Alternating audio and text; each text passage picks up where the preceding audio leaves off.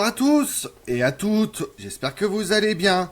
Aujourd'hui on s'intéresse à un territoire des États-Unis, mais pas n'importe lequel, Ellis Island. De 1882 à 1954, 12 millions d'immigrants sont passés à Ellis Island, venant en Amérique à la recherche d'une nouvelle vie. Leur expérience est retracée grâce à des écrits et des photographies qui ont su saisir leur espoir et leur déception dans la recherche du rêve américain. Vous voulez en savoir plus sur Ellis Island? Venez avec moi.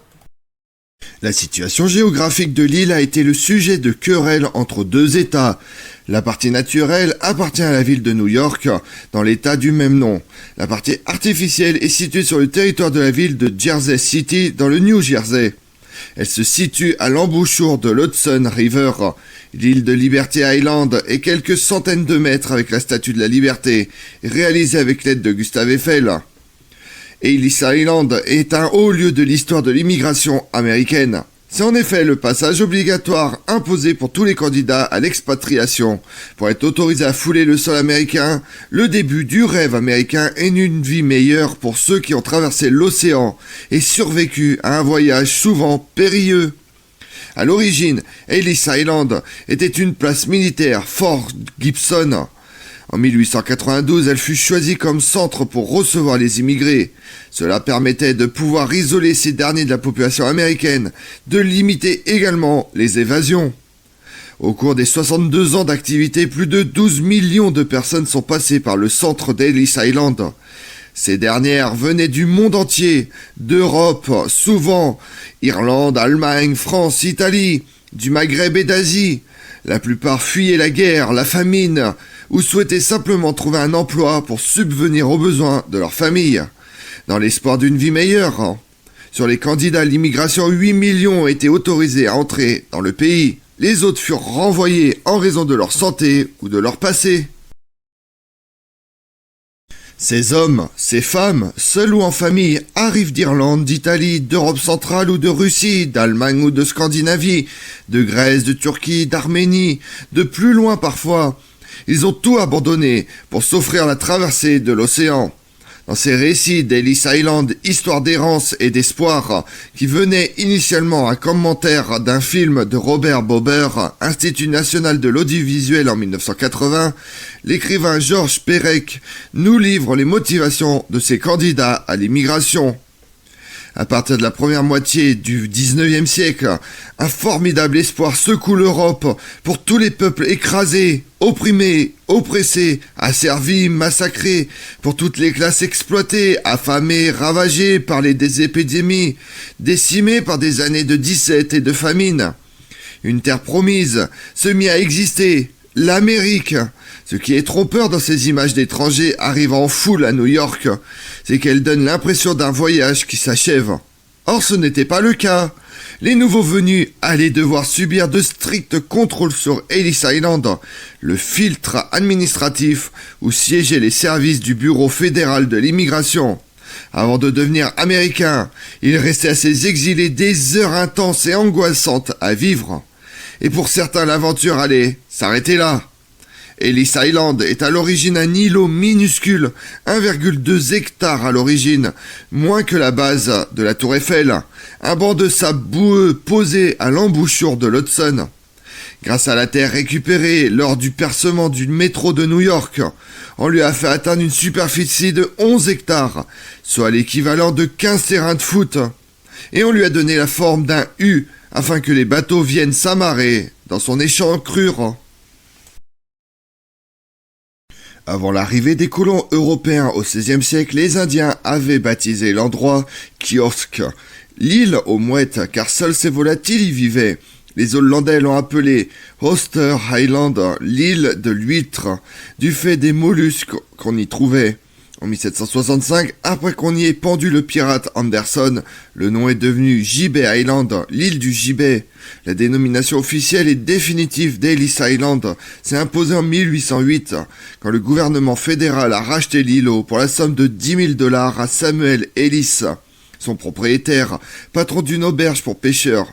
Qui aurait cru que cette miette de terre perdue acquérait un jour une renommée mondiale ? On a dit qu'Ellis Island était la porte de l'Amérique. Pourtant, entre la fin du 19e siècle et l'entre-deux-guerres, en à peine plus de 3 décennies, 16 millions de personnes sont passées par ce goulet d'étranglement. Un flux de population sans précédent dans l'histoire de l'humanité. Initialement, les nouveaux arrivants débarquaient directement dans le sud de Manhattan, à Battery Park, ce qui a fini par mécontenter les habitants du quartier. Trop de monde, trop de bruit, trop de nuisances. En outre, face à l'influence croissante des migrants, les bâtiments prévus pour leur accueil se faisaient trop exigus. Les autorités en ont conclu qu'un déménagement s'imposait vers un lieu à la fois plus commode et plus isolé. Et il leur a semblé que s'installer sur une des îles de la baie de New York serait une bonne idée. L'avantage était double. D'une part, tenir les nouveaux arrivants avant leur acceptation ou leur rejet, à l'écart de la population américaine, et surtout affermir le contrôle qu'on exerçait sur eux. À chaque arrivée de paquebot, ils sont ainsi des milliers pris dans des filets d'attente. Des parcours labyrinthiques au long des couloirs, des salles immenses au milieu des pleurs d'enfants, des conversations inquiètes tenues en 20 langues différentes.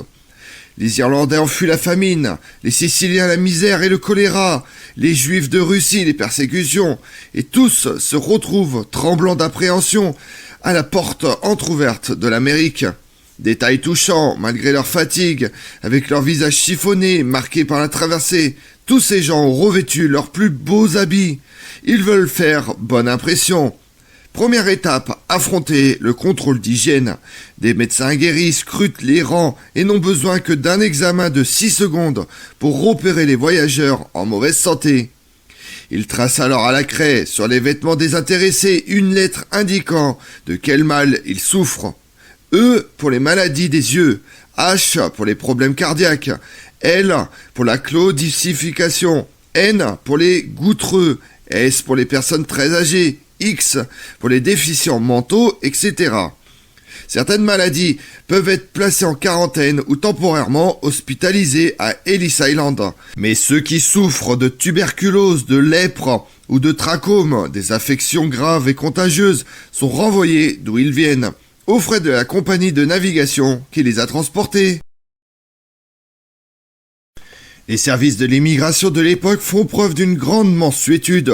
Sur la masse des étrangers débarqués à Ellis Island, 80% ont entendu résonner la phrase rituelle d'acceptation « Welcome to America » et se sont retrouvés dans les rues de New York, totalement libres de leurs mouvements, au bout de seulement 4 ou 5 heures.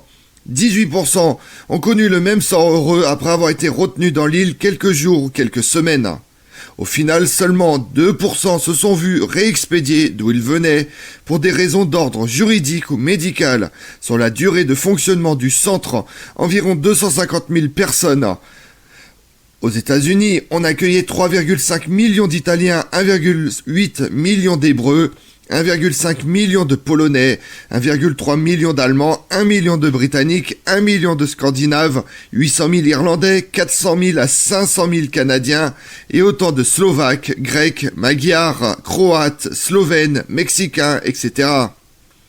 Ce qui fait dire à Georges Perec, avec son sens de la formule, qu'Ellis Island n'a été rien d'autre qu'une usine à fabriquer des Américains, aussi rapide et efficace qu'une charcuterie de Chicago. À un bout de la chaîne, on met un Irlandais, un Juif d'Ukraine ou un Italien des Pouilles. À l'autre bout, après inspection des yeux, inspection des poches, vaccination, désinfection, il en sort un Américain. À dater de 1914, le flux migratoire transatlantique commence à ralentir à cause de la guerre, mais aussi parce que les États-Unis ont moins besoin de bras et de sang neuf. En 1917, un test de lecture est imposé aux arrivants. Ceux qui ne savent ni lire ni écrire sont désormais renvoyés chez eux. En 1921, afin de limiter encore l'immigration, on établit des quotas pour chacune des nationalités déjà présentes sur le sol national. Puis en 1924, les consulats américains en Europe sont chargés de l'inspection médicale des candidats à l'immigration. Dès lors, Ellis Island a perdu sa vocation. L'île n'est plus qu'un centre de détention pour les étrangers en situation irrégulière. Pendant et après la Seconde Guerre mondiale, on y enferme les individus suspects d'être des agents fascistes ou nazis. et plus tard communiste. La première personne accueillie à Ellis Island le 1er janvier 1892 avait été Annie Moore, une Irlandaise aux joues rouges de 15 ans, venue retrouver ses parents à New York. La municipalité lui avait offert une belle pièce de 10 dollars en or. Le dernier détenu à vider les lieux, le 12 novembre 1954, a été un marin norvégien nommé Arne Petersen.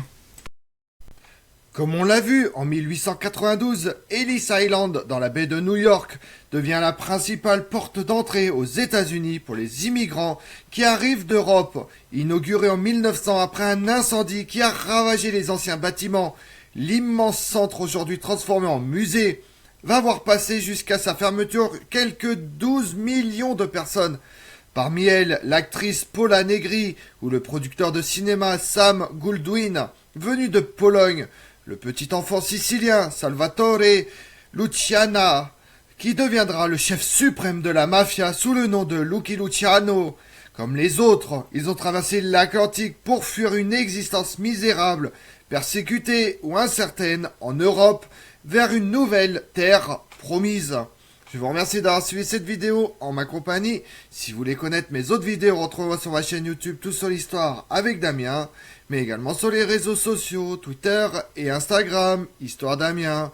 Et pensez à liker, commenter et vous abonner. Je vous remercie à tous.